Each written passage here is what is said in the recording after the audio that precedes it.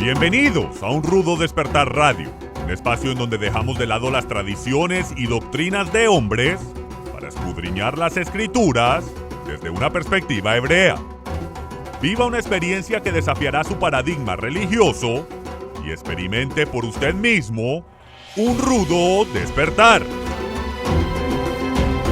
Shalom, estudiosos de la Torá, y bienvenidos a su programa de Un Rudo Despertar Radio. Con ustedes, su servidor Harold Calvo, transmitiendo para toda nuestra audiencia hispanoamericana, desde el cono sur de las Américas hasta el hemisferio norte, desde el Pacífico hasta el Mediterráneo, y a todos nuestros hermanos en la diáspora. Shalom, paz y gracia para ustedes. Me acompaña el día de hoy mi hermano Miguel Forero desde McAllen, Texas.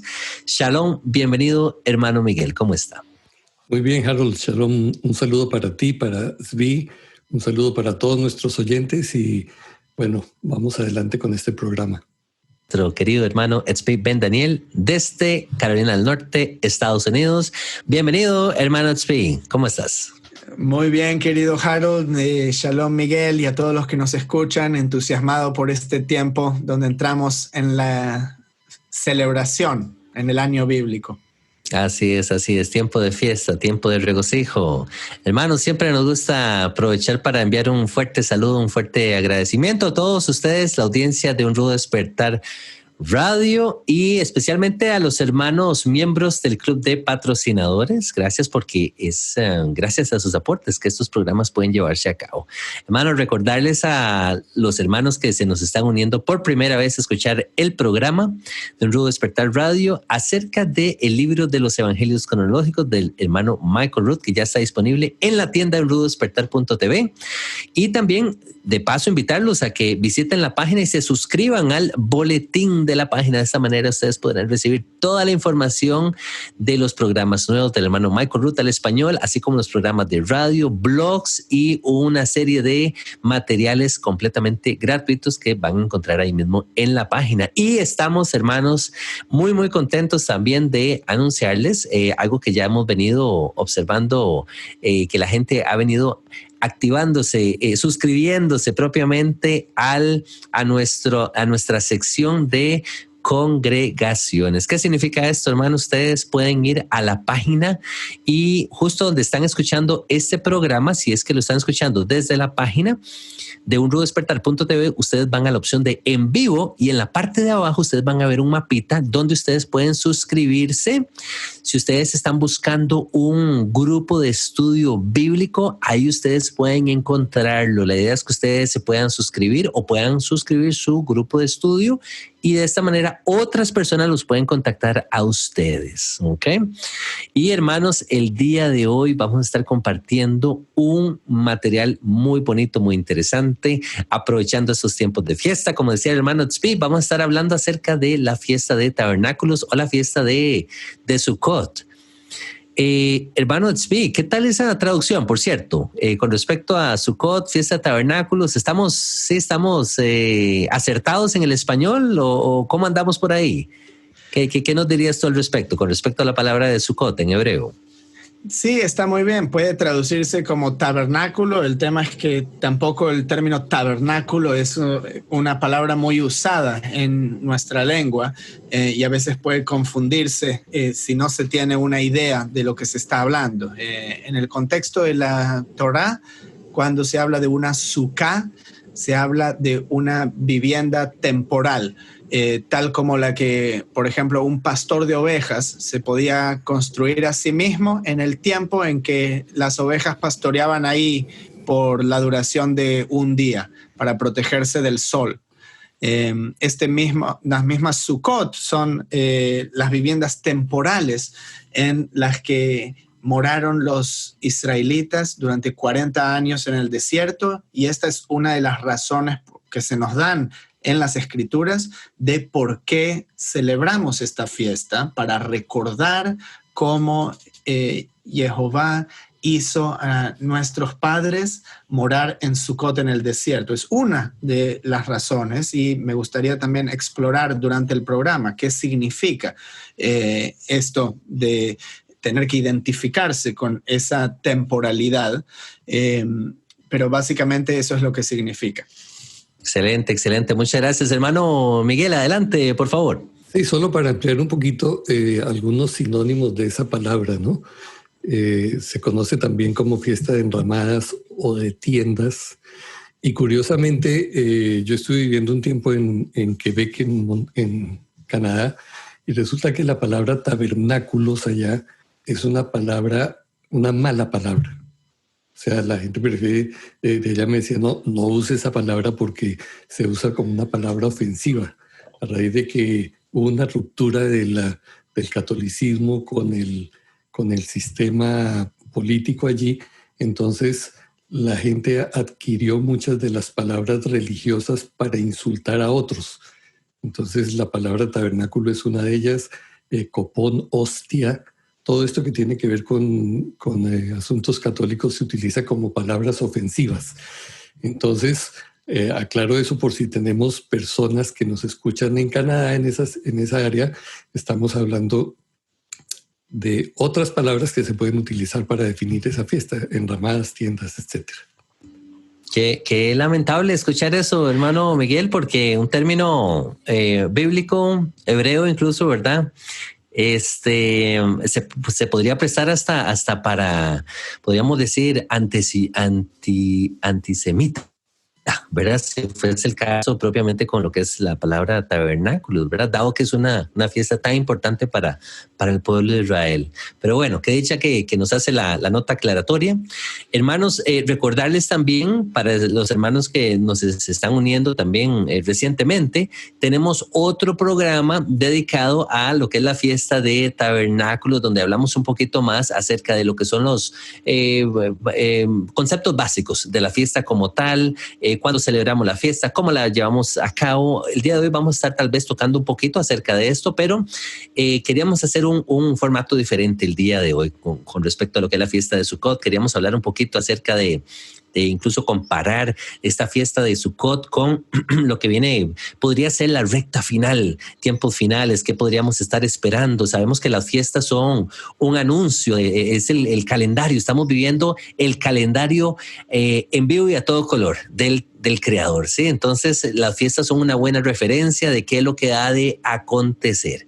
¿Ok? Esto es lo que hemos entendido a través de las escrituras. El propósito por el cual Jehová nos dio esta fiesta, cuál es, qué debemos aprender, qué debemos entender acerca de esta fiesta, cómo deberíamos prepararnos, a dónde tendríamos que tener puesta nuestra mirada, ¿sí? Para el tiempo de Sukkot, cuál debería ser nuestra expectativa. Claro que sí, hermano. Me gustaría también, a modo de introducción, y tanto para aquellos que ya están hace muchos años en el caminar de la Torá, así como también la gente que ha llegado más recientemente, es importante entender que nadie tiene todas las respuestas acerca de los misterios de por qué se hace tal cosa o cuál es el significado, pero yo creo que el objetivo es siempre seguir aprendiendo y continuar creciendo en el entendimiento de la profundidad de cada una de estas fiestas. Y eso es algo que se puede llevar a cabo solamente cuando nosotros formamos parte de eso. Cuando nosotros lo hacemos y volvemos a pensar año tras año en dónde estamos nosotros en nuestro caminar espiritual y pensar, ok, ¿qué significa ahora esto para mí? ¿Ok? Tiene un nuevo significado cada año. Y las respuestas a las preguntas más difíciles tienen que buscarse dentro nuestro. ¿Ok? No en videos de YouTube. Si alguien realmente quiere saber el significado de estas fiestas, tiene que observarlas y tratar de entender con un corazón sincero, pero realmente las respuestas vienen de nuestro interior, porque allí es donde Jehová mora. Mucha gente busca a Dios afuera, pero hay que buscarlo adentro nuestro. Entonces, eso simplemente para que la gente considere, además de todo el conocimiento intelectual o versículos o observancias y tradiciones, uno tiene que realmente buscar dentro suyo qué es lo que la fiesta significa. Entonces, eso para que esté ahí, lo pongo en la mesa. Buenísimo, hermano Tzvi, me gusta mucho ese approach, esa perspectiva que nos compartes, dado que definitivamente tenemos que vivir la fiesta como tal para poder tener esa experiencia, para poder saber de qué se trata. Y muy importante, año con año vamos a ir evolucionando incluso en el entendimiento de las fiestas como tales, no solamente la fiesta de Sukkot, sino todas las fiestas del calendario bíblico. Hermano Miguel, adelante. Sí, como todas las fiestas, en otras ocasiones hemos comentado esto, tienen un contexto agricultural. Nosotros no somos una sociedad que está moviéndose dentro del campo. Nos cuesta trabajo comprender su significado pleno. Y por eso es muy importante hacer lo que mencionaba nuestro hermano Tzvi, o sea, explorar un poco más qué era lo que sucedía en aquellos momentos, por qué está relacionado esto con qué actividades de ellos. Explícitamente esta tiene que ver con la cosecha del otoño al final de la producción de todos los alimentos. Y tiene mucho sentido que sea una fiesta de gratitud y regocijo, porque obviamente al haber recibido la bendición de Jehová en la producción de todo, pues hay razones para que la gente esté así. Nosotros quizás no la encontramos y simplemente se nos atraviesa en el camino una actividad que no entendemos por qué. Simplemente la Biblia dice hay que hacerla. Pero al meternos un poco en todo esto, entendemos el asunto y seguramente podemos disfrutar la plenitud también, ¿no? Yo le quiero contar, aprovecho, pues habla Miguel de regocijo, ¿cierto? Y eso es algo que viene directamente de las Escrituras. Cuando se habla de las 3 fiestas de peregrinación que hay durante el año, Pesach, Shavuot y Sukkot, en la de Sukkot específicamente dice acerca del regocijo, de que es una fiesta en que hay que regocijarse. Y lamentablemente nosotros no venimos de esa cultura y no tenemos el contexto, pero solo para que la gente entienda cómo se veía esto en Jerusalén hace 2000 años, en tiempos de Yeshua. Tengo este pequeño extracto que viene del Talmud, que o sea, es básicamente historia de hace 2000 años del pueblo judío, y dice que la flauta duraba durante 5 o 6 días. Esta era la flauta de Beit HaShoevah. Te comentaba fuera del aire, Harold, acerca de Beit HaShoevah, que significa la casa de donde se extrae agua. Había un ritual que esto es algo que no es un mandamiento bíblico, pero es algo que empezaron a hacer el pueblo judío ya hace más de 2000 años.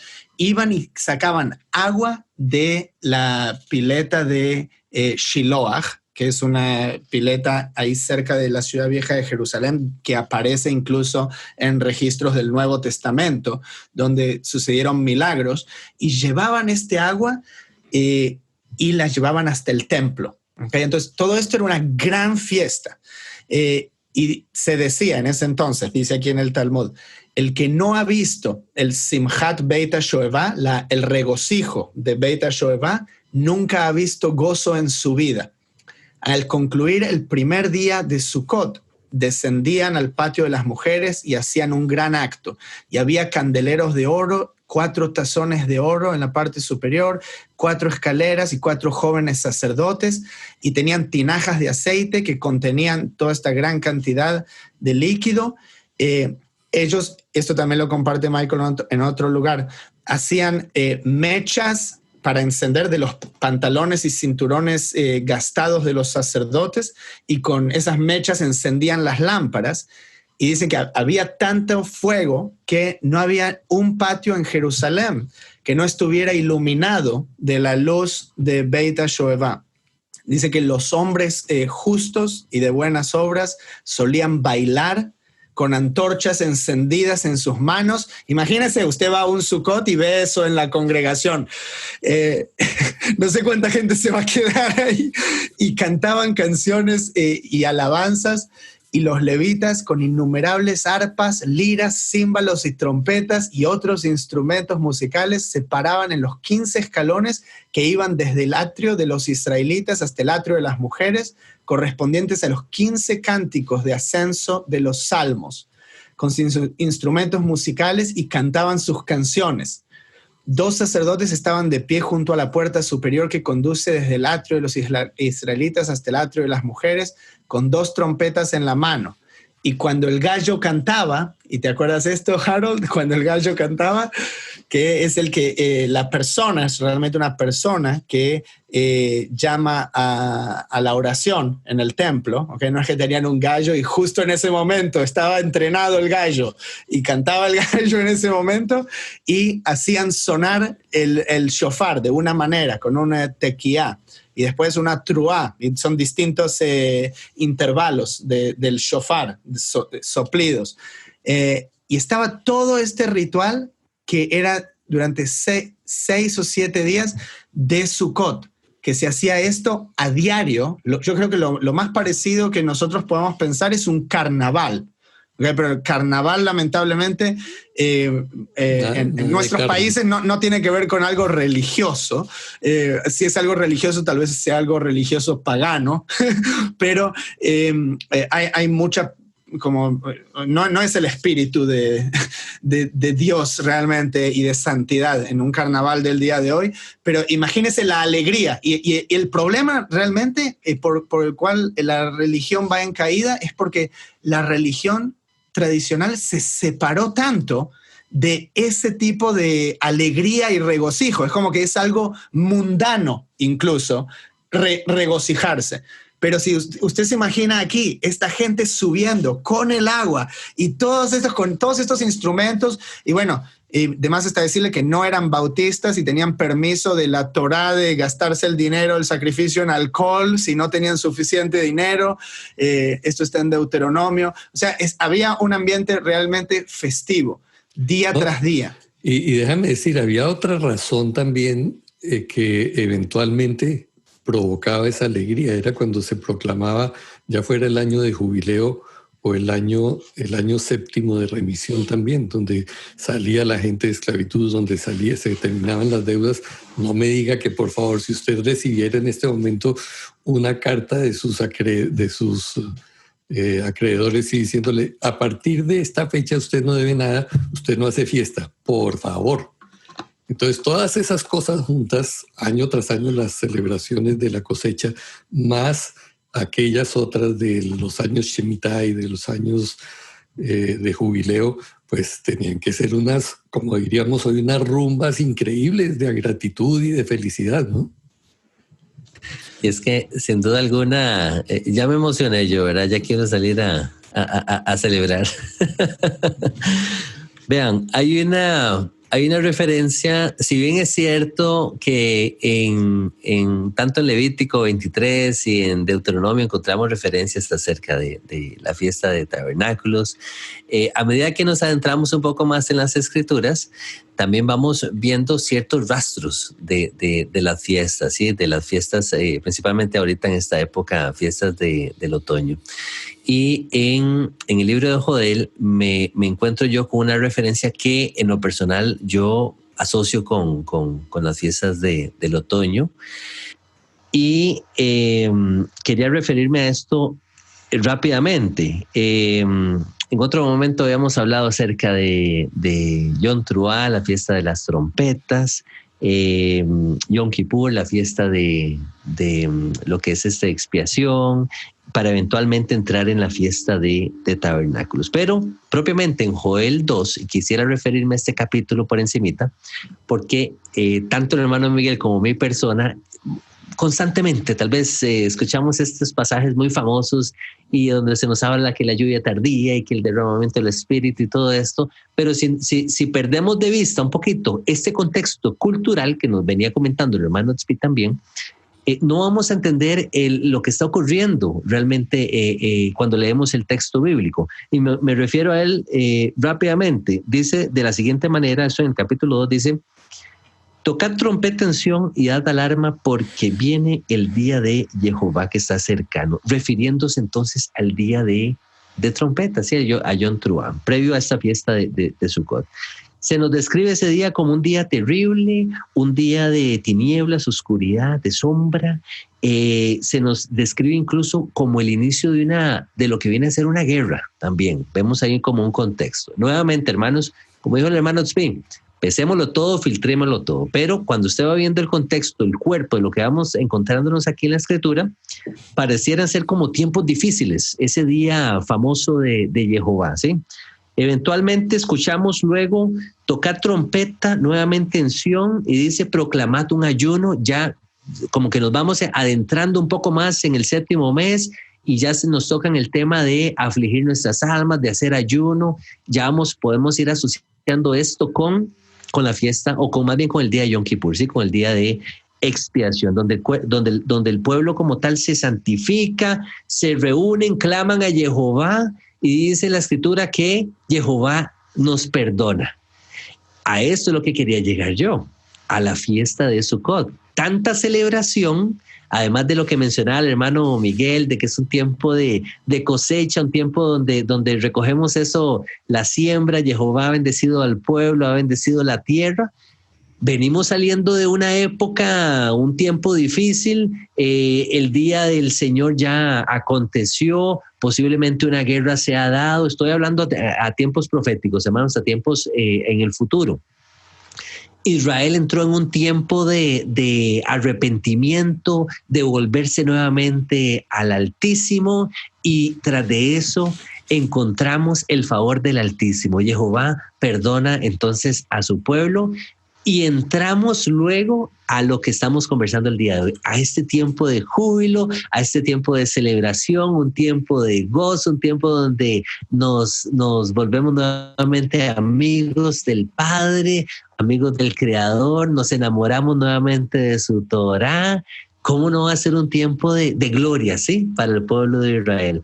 Yo la verdad es que me gozo y yo digo que qué misericordia está el Padre habernos permitido poder participar de una fiesta como la fiesta de tabernáculos, donde nos podemos gozar y nos podemos regocijar y podemos comer y podemos alegrarnos. Decía el hermano Tzvi por ahí con unos vinitos ahí me disculpan los religiosos, pero bueno, es parte de la fiesta, sí, es parte del regocijo, es parte de ese gozo que encontramos en las escrituras. Y luego, claramente en Joel vemos esta figura. Más adelante se nos dice Jehová envía el pan, el mosto, el aceite, tiempo de cosecha, el fruto de la tierra. Se nos dice un poquito más adelante que nos alegremos porque Jehová nos ha dado la primera lluvia a su tiempo y hará descender, dice, la lluvia temprana y tardía como al principio. Y hermano, eso justamente, sí, perfecto, Harold, que traes eso, porque esto está conectado con lo que te contaba de Beit HaShoevah, de la libación de agua que se llevaba desde allí, porque en Sukkot resulta que es cuando termina el año agricultural, decía Miguel, pero comienza la temporada de lluvias, ¿okay?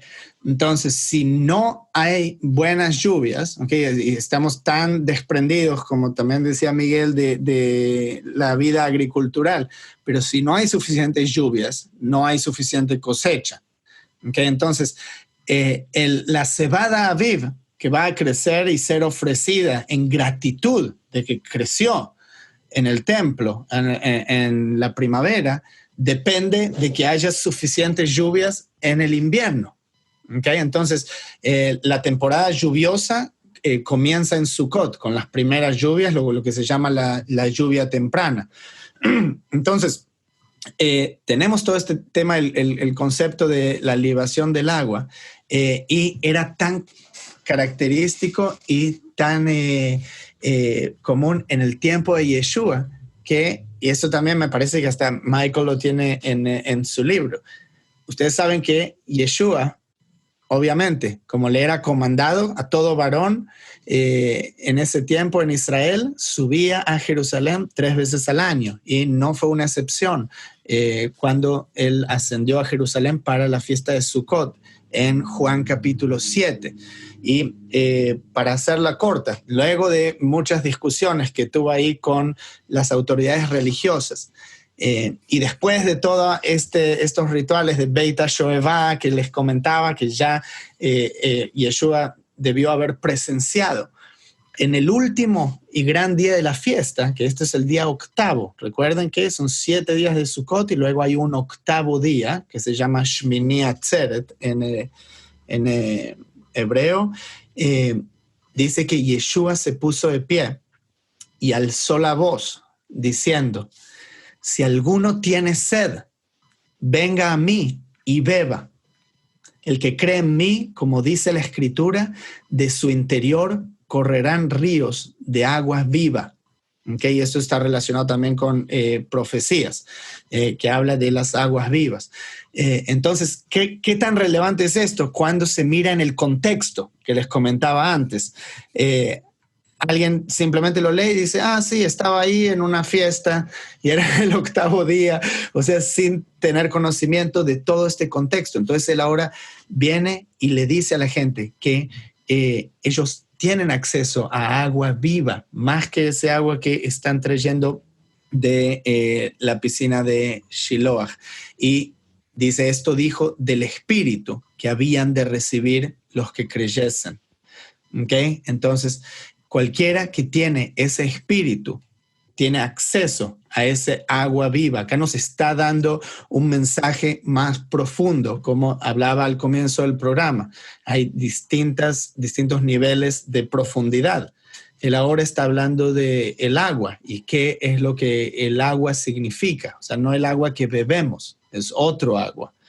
Entonces, de la misma manera, podemos asociar distintos elementos en la fiesta, incluyendo la cosecha, con cuestiones más profundas espirituales.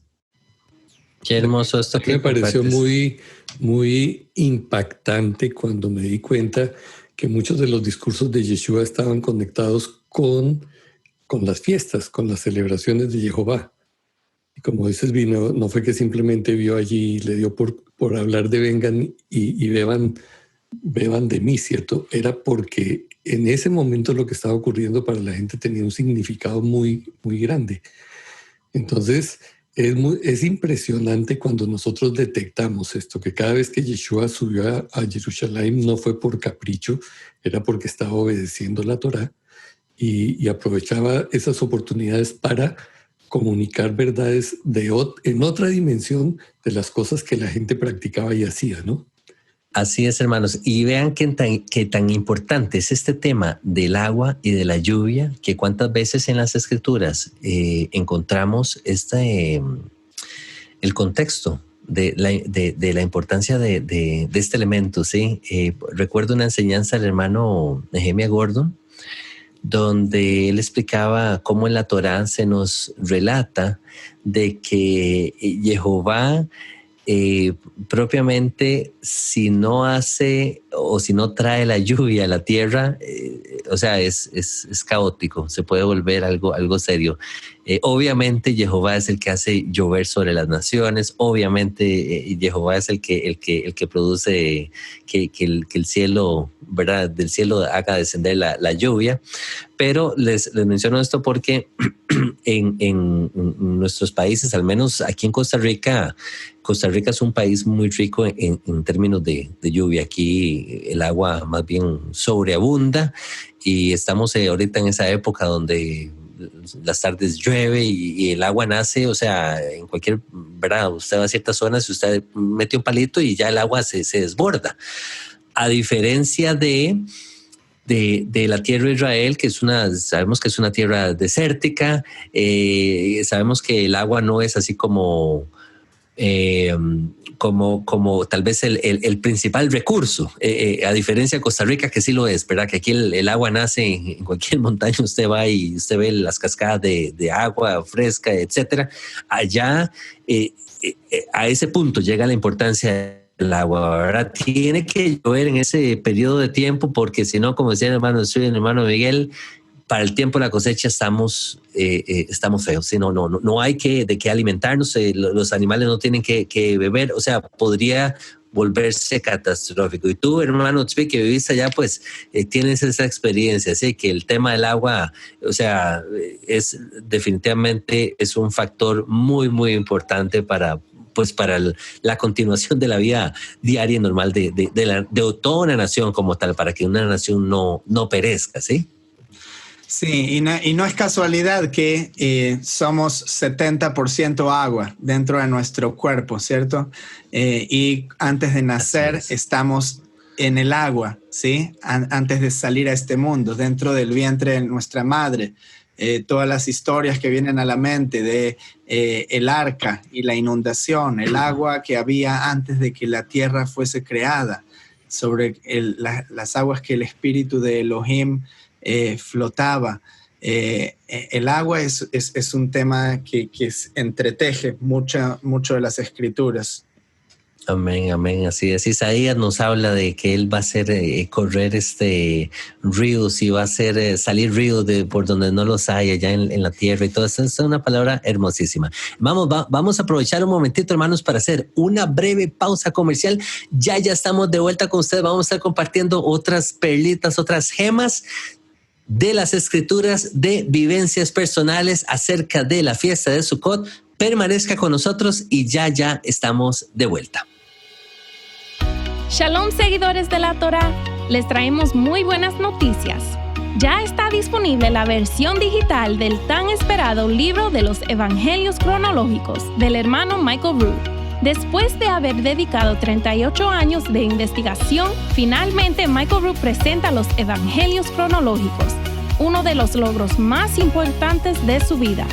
Este libro se ha convertido en una obra de suma relevancia para todos aquellos que han tomado la importante decisión de comenzar a estudiar la vida y el ministerio del Mesías desde su propio contexto cultural y religioso. Obtenga esta magnífica obra en formato de libro electrónico. Visite la página unrudodespertar.tv y adquiéralo hoy mismo. Muchas gracias, hermanos, por permanecer en su programa de Un Rudo Despertar Radio. El día de hoy, hermanos, estamos tratando el hermosísimo tema de la fiesta de Sukkot, la fiesta de tabernáculos o la fiesta de las tiendas, nos dice hermano Miguel por ahí. Y bueno, de verdad que, hermanos, cuánta riqueza y cuántas gemas y perlitas nos vamos encontrando a lo largo de las escrituras con respecto a esta fiesta tan relevante, tan importante para el pueblo de Israel. Y creo que el hermano Miguel quería hacer una intervención, quería compartirnos algo más, hermano Miguel. Sí, yo quisiera hablar un poquito de la parte de práctica de la celebración en sí, porque todos los que estamos iniciando en este camino, pues tenemos la curiosidad de que, bueno, ¿y cómo es eso? ¿Y qué podemos hacer? Ya sabemos que es una de las fiestas de peregrinación a Jerusalén, pero no podemos ir. Entonces, si estamos aquí en la diáspora, en el país que estemos, debemos hacerlo, podemos hacerlo, y si podemos, ¿cómo hacerlo? Porque evidentemente toda la gente tiene unas limitaciones increíbles, diferentes, quiero decir. Algunos ni siquiera tienen un balcón en su casa o apartamento, otros cuentan con un pequeño jardín atrás. Entonces, bueno, sí estamos llamados a celebrar. Si bien el mandamiento era para los varones que subían, la idea era que la gente donde estuviera, es lo que nos dice la Escritura, debería morar en tiendas durante este periodo. Y les cuento, bueno, nosotros hemos tenido la oportunidad de hacerlo. Por cierto, no ha sido una cosa sencilla porque ya estamos muy mal acostumbrados en el sentido de que una cama cómoda, clima controlado. Nosotros vivimos en el sur de Texas, aquí las temperaturas por esta época suben a 39, 40, 42 grados. Entonces, cuando pensamos en salirnos a acampar, oiga, no es cómodo, evidentemente no es cómodo. Y tener que cocinar afuera, entonces, pues es una complicación también. Pero de eso se trata.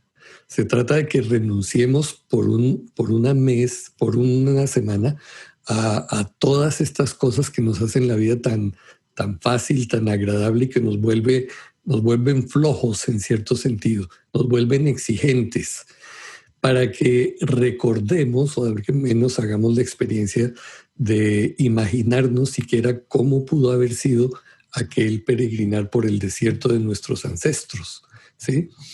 Entonces, sí, hay múltiples maneras de hacerlo y yo he conversado con diferentes personas que me dicen, mire, yo no tengo un jardín, no tengo nada, pero se me ocurrió cortar unas ramas de un árbol y traerlas y ponerlas ahí encima de la mesa. Y otras personas han dicho, bueno, yo tengo unos niños pequeños y simplemente lo que hicimos fue tender unas sábanas en la sala y los alimentos los tomamos ahí dentro de esa tiendita improvisada, lo cual resulta para los niños muy emocionante y la oportunidad de poderles compartir de qué se trata.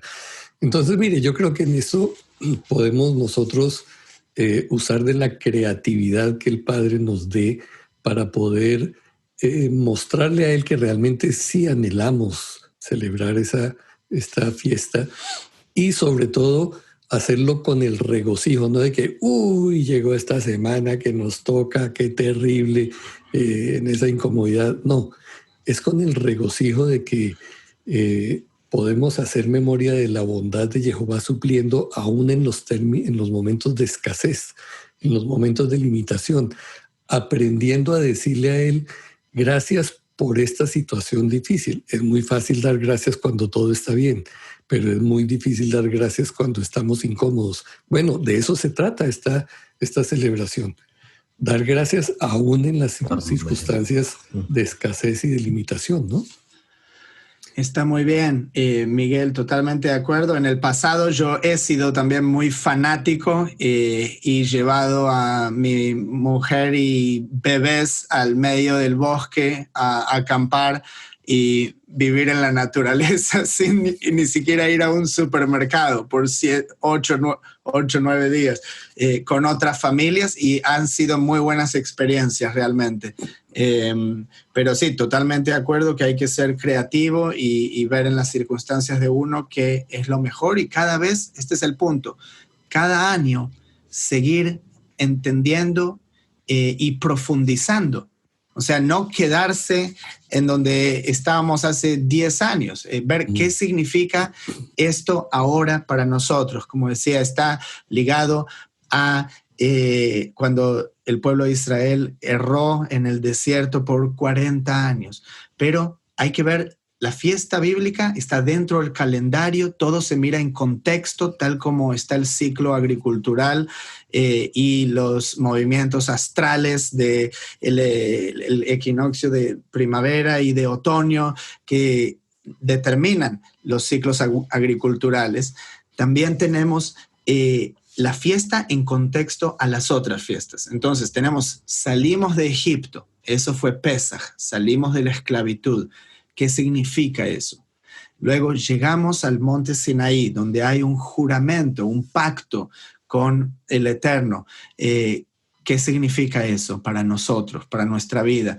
Luego llegamos a la tierra de Israel. Luego viene el periodo en el que vagamos por 40 años en el desierto, nos enfrentamos a todo tipo de vicisitudes, tenemos temor por la incertidumbre, hay batallas en el desierto en ese tiempo, por 40 años. Y luego llega la conquista de la tierra de Israel y eventualmente morar en paz, entre comillas, pues sabemos que eso no existió nunca en la práctica, tampoco porque el pueblo de Israel nunca siguió los mandamientos al 100% en la práctica. Tal vez eso sea una de las razones. Pero el punto es, entre salir de Egipto y llegar a la tierra de Israel y vivir en paz, hay un periodo, ¿cierto? Entonces, ese periodo, yo siento, es como nuestra vida, ¿cierto? Donde nos enfrentamos a todo tipo de problemas antes de poder descansar en paz, por así decirlo. Entonces, tal vez le resulte interesante al oyente saber que hubo 42 estaciones o campamentos en los que el pueblo de Israel se detuvo a lo largo de esos 40 años. 42. Y 42 son los mismos meses de la tribulación en el libro de Apocalipsis. Son 3 años y medio. ¿Okay? Entonces, eso no me parece algo para dejar de lado también, para que se considere. Yo lo que quería, por último, poner en la mesa acerca de este tema es que, dada esta temporalidad de como moramos en el desierto, ningún lugar era nuestro lugar. Yo envidio a la gente que son dueños de la casa, están ahí, o tal vez sus padres vivieron ahí hace ya 30 años, o hace 10, 15 años tienen la casa. Yo siempre me estuve moviendo. Yo siento la vida es así, ¿cierto? No se sabe nunca qué es lo que va a pasar en 10 años. Si es necesario moverme a otro país, me voy a mover a otro país. Con la familia y distintas cosas suceden, estamos dentro de ese periodo. Y es interesante ver cómo lo pone Pablo, o sea, no necesariamente hablando de esta fiesta, pero fíjense qué interesante. En 2 Corintios capítulo 5 dice, porque sabemos que si nuestra morada terrestre, este tabernáculo, se deshiciere, tenemos de Dios un edificio, una casa no hecha de manos, eterna en los cielos. Y por esto también gemimos deseando ser revestidos de aquella nuestra habitación celestial, pues así seremos hallados vestidos y no desnudos. Porque asimismo los que estamos en este tabernáculo gemimos con angustia porque no quisiéramos ser desnudados, sino revestidos, para que lo mortal sea absorbido por la vida. Mas el que nos hizo para esto mismo es Dios, quien nos ha dado las arras del Espíritu. Entonces, aquí él está comparando el tabernáculo con nuestro cuerpo. ¿Okay? Nuestro cuerpo, nosotros sabemos que no es algo que vamos a tener para siempre. Y esto tenemos prueba empírica. Simplemente vaya a un cementerio a visitar a sus abuelitos, que hoy son cenizas. Okay, o sus abuelos, o sus tatarabuelos. El cuerpo no es algo que permanece, es algo que empieza a morir a los 35, 40 años. Ya empieza ese declive y luego tiene que volver a la tierra, ¿sí? Se hace compost. Entonces, tal vez considerar eso cuando estamos en una sukkah, porque la sukkah es algo que tenemos simplemente por 7 o 8 días. Y luego, incluso los elementos que utilizamos para decorar la sukkah, las ramas de las palmeras, se empiezan a secar dentro de esa semana, desde que fueron cortadas de la palmera. Traemos una fruta, colgamos ahí un etrog o un limón o una granada, distintas frutas. ¿Por qué? Porque damos gracias por esa abundancia que el Creador nos permitió. O sea, si usted cultiva su propia tierra y tiene su propio fruto, todavía mejor, porque usted realmente va a saber apreciarlo de otra manera. Pero si no, la compra en el supermercado, ¿sabe qué? Alguien la llevó ahí con un camión y vino de una granja en donde un granjero le oró a Dios para que tenga suficiente lluvia o dinero para pagar su recibo de agua. Pero vienen de la tierra en última instancia. E incluso esos elementos empiezan a deteriorarse dentro del tiempo de la fiesta, de 7 a 8 días. Entonces, considerar esas cosas, cuándo llega eso, en qué periodo nosotros estamos viviendo, que nuestra vida es eso, es un suspiro, y por eso no es casualidad que el libro que los judíos acostumbran a leer en esta fiesta es el libro de Eclesiastés, un libro donde habla mucho de estos ciclos. Entonces, también para que consideren. Hermosísimo todo esto que nos comentan. Yo quería tal vez retomar el aspecto que nos comentaba el hermano Miguel con respecto a la fiesta. Definitivamente le mencionaba antes como previo a la fiesta de Sukkot, siempre desde la óptica del libro de Joel, y me gustaría tal vez que el hermano nos tocara el tema antes de concluir el programa con respecto a Jonás, porque por ahí hay unas perlitas también que yo sé que están ahí pendientes. Entonces, para que lo tengas ahí presente, hermano Espilla, ya casi te paso la palabra.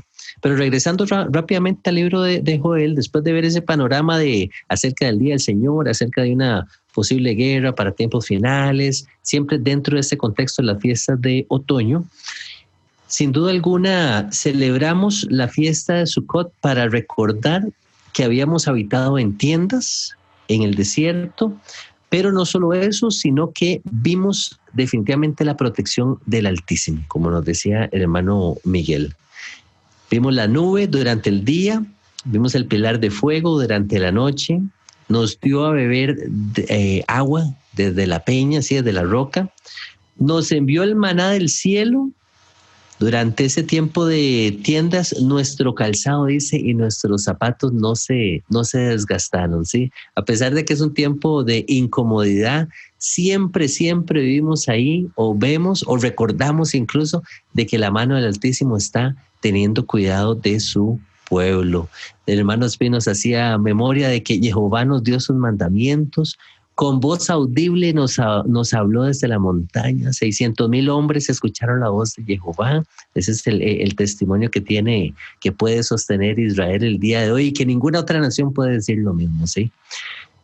¿Qué deberíamos de mirar para este tiempo de Sukkot?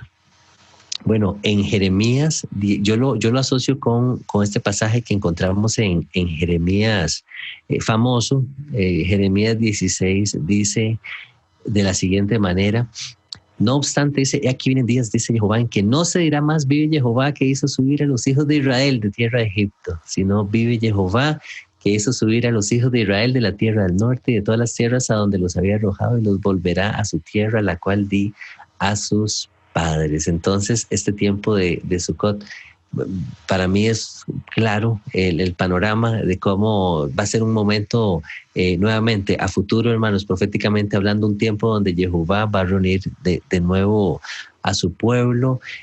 Vamos a saber, dice el libro de Jonás, que después de todo esto vamos a conocer que en medio de Israel está Jehová nuestro Dios, y que fuera de él no hay otro Dios, y que Israel nunca más será avergonzado en medio de las naciones. Bendito sea su nombre.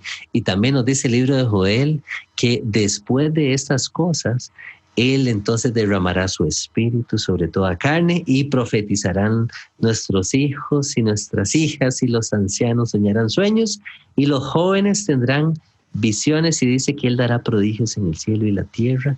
Y bueno, se nos habla de sangre, fuego y columnas de humo. También se nos habla de que el sol se convertirá en tinieblas, que la luna se convertirá en sangre.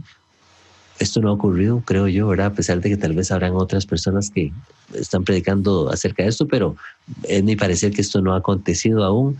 Pero hermosísimo, porque también en esta palabra de Jeremías encontramos que las naciones, hermano, las naciones se volverán hacia Israel diciéndole: ciertamente mentira poseyeron nuestros padres, vanidad, y no hay en ellos provecho, dice. Y se nos dice que Jehová mismo enseñará a las naciones, y dice que les hará conocer su mano y su poder, y sabrán las naciones de toda la tierra que su nombre es Jehová. Entonces, para mí es un tiempo, reúne muchas cosas. Para mí el tiempo de Sukkot, de esta fiesta de tabernáculos, son muchas las palabras de esperanza, a pesar de que se nos describe un tiempo difícil previo a la fiesta. Vemos como esa luz, ese resplandor, esa luz de la Torá al final de esta fiesta de Sukkot. Así que, básicamente, hermanos, esa era mi observación hasta este momento. Hermano Miguel. Sí, algunas cositas más respecto de la parte práctica de la celebración. A mí me gusta mucho meterme en eso porque pues, la gente que nosotros ministramos me hace muchas preguntas al respecto, ¿no? Y alguien me decía, bueno, pero uno tiene que comprar aquel manojo de ramas que algunos venden desde Israel y han pagado hasta $100 y pico por tener un ramito de esos de las 4 especies para agitarlas durante la fiesta. Y bueno, les quiero decir que si bien nuestros hermanos de Yahudá tienen esa tradición que es muy bonita y ellos hacen todo un proceso de este asunto, realmente la Torá no especifica esto. O sea, no nos ordena que tenemos que agarrar las ramas de tales calidades. Habla, sí, por ejemplo, habla en términos muy genéricos, ¿no? En Levítico 23:40, fruto de un árbol esplendoroso. o esplendoroso árbol frutal, cualquiera, ramas de dátiles, ramas de un árbol espeso y sauces del arroyo. Obviamente, ¿cuántos podemos tener acceso a todo eso? Casi nadie hoy en día. En su tiempo, Nehemías, en el capítulo 8, hace una interpretación y una aplicación de esas instrucciones de Levítico. Y entonces le dice a la gente: salid al monte, traed ramas de olivo silvestres, ramas de arrayán, ramas de palmeras, ramas de mirto, para hacer enramadas como está escrito. Y el pueblo salió y trajeron esto, hicieron sus tiendas y tabernáculos, cada uno en su propio terrado, en sus patios, y en los atrios de la casa de Jehová, y en la plaza de la puerta de las aguas, y en la plaza de la puerta de Efraín. O sea, evidentemente, Nehemías le dice a la gente: bueno, no tenemos exactamente aquellas, pero busquemos unas ramas similares para hacer lo que corresponde, ¿no? Entonces, mire, yo insisto en que nuestro Padre sabe que tenemos un corazón de lo más dispuesto para hacer lo mejor. Consigamos lo que está a la mano alcanzar. ¿Sí? Si usted no puede sino conseguirse 2 o 3 ramas diferentes, bueno, haga el intento al menos, ¿no? Para poderle explicar a los niños, porque todas las fiestas de Jehová tienen un propósito didáctico, poder enseñar y poder mostrar a ellos cosas que simplemente señalándoles en una foto de computador o en un tablero no es lo mismo. Es diferente que ellos cojan las ramas y las vean. Y papá, ¿por qué ponemos esto aquí? Y hacer la celebración de todo eso, ¿no? Incluso hay algunos que llenan los techos con frutas diferentes y todo. Son maneras de expresar la abundancia y la bendición de Jehová. Entonces, bueno, quería mencionar eso. Y lo otro que me ha preguntado la gente es, bueno, ¿y qué hacemos cada noche? Porque nos reunimos ¿y qué? Bueno, igualmente hay personas... Ahí es donde entra el vino. Ok. Pero hay una sugerencia, ¿no? Dice, durante esos días de la fiesta, es una sugerencia, por favor. Usted puede invitar a 7 grandes personajes de Israel para compartir con ellos en la azúcar. Y entonces, aquellos grandes patriarcas, usted la primera noche puede invitar a Abraham y tratar temas relacionados con Abraham, la segunda Isaac, Jacob, la tercera hablar de Moshe, hablar de Aarón, hablar de Joseph, de David. Y cada noche usted vuelve y cuenta la historia con los niños o con los que estén reunidos allí, comparten, sacan experiencias, sacan aplicaciones. Y entonces se hace algo muy instructivo, muy dinámico. No simplemente reunirse y bueno, ¿y qué hacemos? No, se supone que son noches en donde donde todos debemos hacer una cena especial todas las noches, porque es una semana de celebración. Y tampoco que la gente sienta igual que tiene que preparar ahora una clase de una cátedra de 45 minutos para los invitados. No. O sea, porque ya entra en el formato religioso y se vuelve sin el espíritu. Y el punto es simplemente hacer una fiesta. O sea, olvídese, hay que hacer una fiesta, estar contento, es algo diferente. Claro, y es una oportunidad para invitar a otras personas que están curioseando, que nos han preguntado, decir, bueno, mira, esta semana vamos a tener una fiesta, vente el miércoles y conversamos y charlamos sobre eso y comemos un rato y respondemos las preguntas que tengas, en fin. Pero me parece clave eso que está diciendo, porque mire, todos los seres humanos tendemos a establecer formatos y a decir, ¿y cuál es el programa de esta noche? ¿Quién va a hablar primero? ¿Y quién hace la oración? ¿Y quién da los testimonios? Por favor, estos son una celebración. Las fiestas no son así. Por lo menos en aquellas que yo participé, eso no se hacía. ¿Sí? Era todo muy espontáneo y llegaba la gente y conversábamos ahí y bueno, se bailaba al estilo no judío. Bautista, no. Pero hoy en día, pero aún los que saben de danzas judías y que lo pueden hacer, supongo que lo hacen hoy en día dentro de la comunidad judía, ¿cierto, Zvi? Sí, claro, no, sí, se baila mucho y sí, mucha música y mucha alegría, sí, para mí es muy bueno.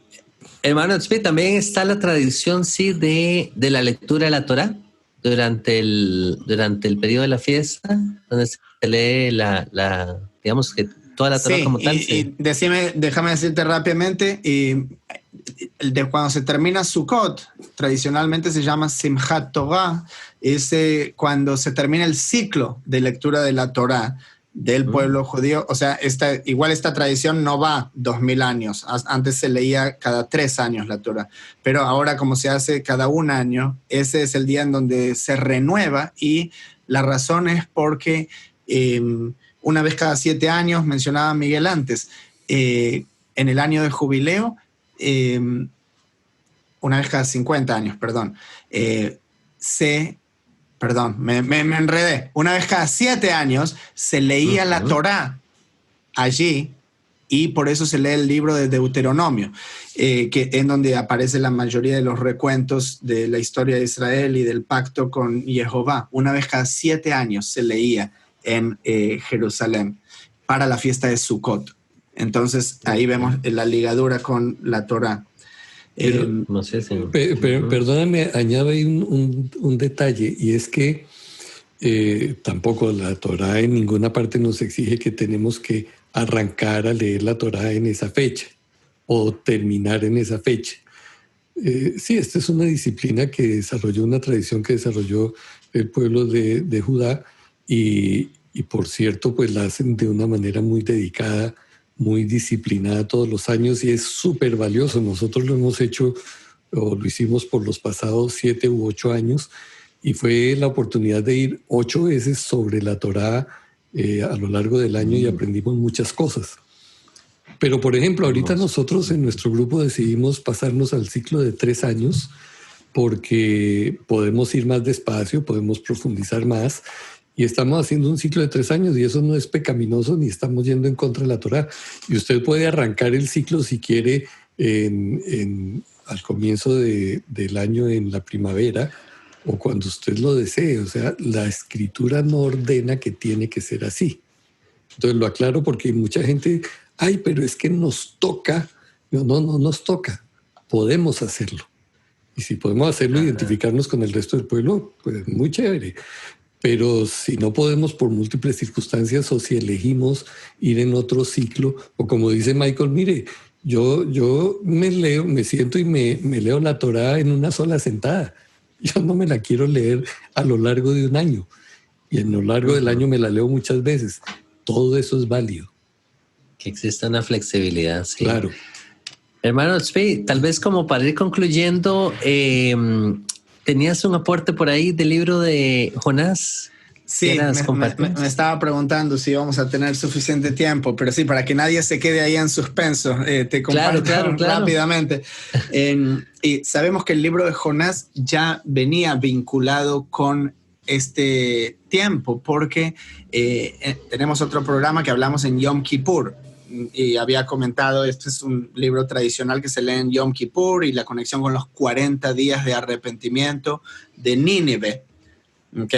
Y luego el perdón del Altísimo, que no destruyó la ciudad. Luego conocemos la historia que Jonás se enojó y salió fuera de la ciudad, y esto está en el 4º capítulo de Jonás. Dice que salió Jonás de la ciudad y acampó hacia el oriente de la ciudad, y se hizo allí una sucá, una enramada. Y se sentó debajo de ella a la sombra hasta ver qué acontecería en la ciudad. Entonces, sucedió esto para el tiempo de Sukkot. Yo no voy a decir 100%, pero es interesante cómo se dieron esos 40 días. Claro, y luego coincide. El perdón con Yom Kippur, y luego sale Jonás y se hace una sukkah. Igual te digo, sukkah no es necesariamente en el contexto de la fiesta de Sukkot. Como decía, es simplemente una enramada, literalmente, para estar ahí durante el día. Pero lo interesante es que Jonás va a aprender aquí una lección acerca de la temporalidad, otra vez. cuando crece esa calabacera sobre él, le da esa sombra, pero luego un gusano la come, después de que él estaba tan a gusto. Y él termina al final maldiciendo que eso había sucedido, pero la prueba es la temporalidad. Otra vez, esa suká es simplemente por un tiempo. Esa enramada es simplemente por un tiempo. Entonces, interesante cómo sea eso. Otra cosa más para considerar. Amén, amén, amén. Qué hermoso esa perlita. No la habíamos, bueno, yo no la había considerado antes en la lectura del libro de Jonás. Hermosísimo. Para mí tiene mucho sentido, calza con ese tiempo, esa temporada. Demasiada casualidad, o sea, 40 días y luego que él venga y se vaya a sentar en una azúcar. Igual otra vez, al final para recalcar, el punto no es si eso realmente sucedió ese día o no, sino la lección que aprendemos de eso. Lo mismo que esta fiesta, es que podemos aprender de ella. Amén, amén, así es, así es.